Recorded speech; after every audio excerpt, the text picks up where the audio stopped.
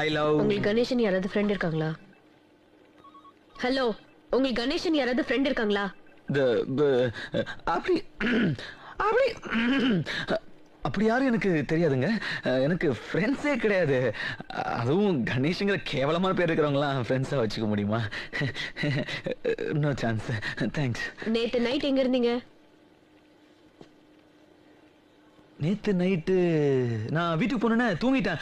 இல்லை, பாட்டி செத்துட்டாங்கன்னு நான் ஊருக்கு கிளம்பி போயிட்டேங்க. நான் மெட்ராஸ்லேயே இல்லை.